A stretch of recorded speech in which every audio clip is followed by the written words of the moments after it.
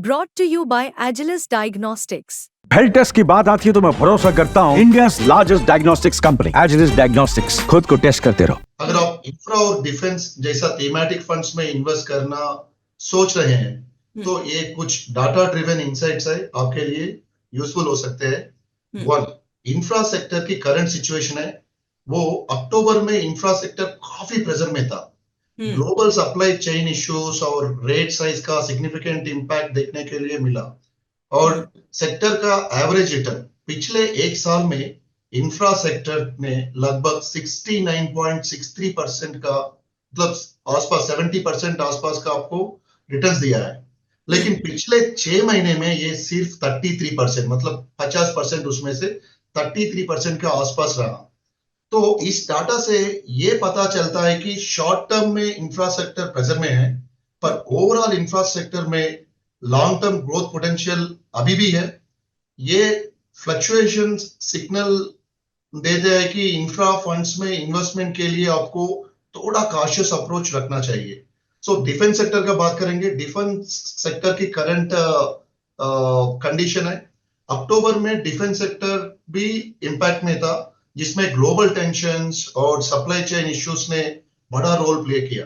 So strong demand base, defence sector में demand strong रहती है, जिसमें ऑर्डर बैकलॉग और गवर्नमेंट कॉन्ट्रैक्ट्स का बड़ा योगदान है। ये सेक्टर का रेवेन्यू और स्टेबिलिटी को दिखाता है ये सेक्टर अब। And supply chain issue, defence companies को सप्लाई चेन बॉटलनेक्स फेस करने पड़ रहा है जो प्रोडक्शन और डिलीवरी को अफेक्ट करते हैं।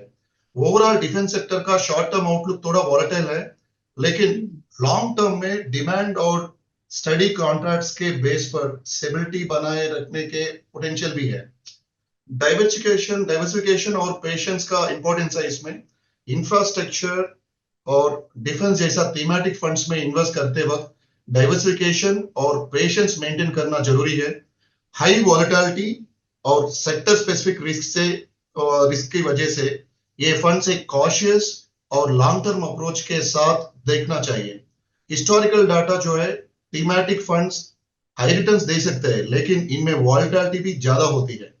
इंफ्रा और डिफेंस में स्ट्रेटजीज का जब आप एलोकेट कर रहे हैं, वो स्ट्रेटजीज है, ये सेक्टर हाई रिस्क और हाई रिवॉर्ड पोटेंशियल रखते हैं। तो थीमेटिक एलोकेशन करते वक्त केयरफुल एनालिसिस और सिस्टमैटिक स्ट्रेटजी जरूरी रखे।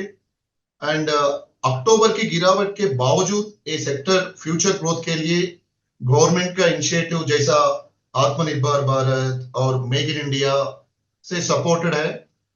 आप अपने पोर्टफोलियो में इन फंड्स का छोटा हिस्सा ऐड कर सकते हैं और लॉन्ग टर्म अप्रोच रख सकते हैं। जी बिल्कुल सर, लॉन्ग टर्म अप्रोच रखने की सलाह दे रहे हैं यहाँ पर। और ये भी कहा है हमारे मार्केट एक्सपर्ट ने कि थीमेटिक फंड्स वॉलेटाइल काफी होते हैं, लॉन्ग टर्म के लिए बेहतर होते हैं थीमेटिक फंड्स, ये इनका कहना है। लेकिन सर बात शॉर्ट टर्म की भी होनी चाहिए, क्योंकि लॉन्ग टर्म के लिए तो जरूर बाजार में निवेश किया जाता है। लॉन्ग टर्म में ये बात देखी जाती है कि हमारा पोर्टफोलियो स्ट्रांग बना रहे। पर अगर हम शॉर्ट टर्म की बात करें, छोटी अवधि की बात करें, तो क्या अच्छे रिटर्न के लिए निवेशकों को कोई खास रणनीति अपनानी चाहिए? अगर ऐसा है तो वो क्या रणनीति होनी चाहिए सर, जिससे शॉर्ट टर्म में निवेशकों को बेहतर मुनाफा मिल सके? अगर आप छोटी अवधि में अच्छा रिटर्न्स कमाना चाहते हैं तो आप कुछ सिंपल और डाटा ड्रिवन स्ट्रेटजीज बना सकते हैं जो आज के मार्केट ट्रेंड्स पर बेस्ड है। वो हाई ग्रोथ सेक्टर्स पर ध्यान दें। जैसा 2024 में कुछ सेक्टर्स ने अच्छी ग्रोथ दिखाई है, जैसे टेक सेक्टर एक है। टेक सेक्टर ग्लोबल और इंडियन टेक स्टॉक्स ने पिछले 6 महीने में लगभग 18 to 20% ग्रोथ दिखाई है। इंडियन आईटी फंड्स भी अच्छा परफॉर्म कर रहे हैं, क्योंकि एआई और डिजिटल ट्रांसफॉर्मेशन प्रोजेक्ट्स में इन्वेस्टमेंट्स बढ़ रहे हैं। और भी कई सेक्टर्स आउटलुक नेक्स्ट 2-3 सालों में काफी अच्छा रहेगा। तो अगर आप कॉन्फिडेंट है तो जिन सेक्टर्स का ग्रोथ पोटेंशियल बहुत अच्छा है, उन सेक्टर्स या फिर थीम्स के म्यूचुअल फंड्स में आप इन्वेस्टमेंट करना कंसिडर कर सकते हैं। बट ध्यान रहे कि sector and theme based funds बहुत ज्यादा रिस्की होते हैं और इन फंड्स में सही टाइम पे एग्जिट लेना बहुत इंपॉर्टेंट है।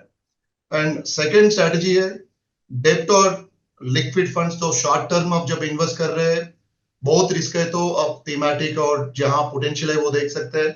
अदरवाइज डेब्ट एंड लिक्विड फंड्स में भी इन्वेस्ट कर सकते हैं। शॉर्ट टर्म स्टेबिलिटी के लिए डेब्ट और लिक्विड फंड्स भी एक अच्छा ऑप्शन है।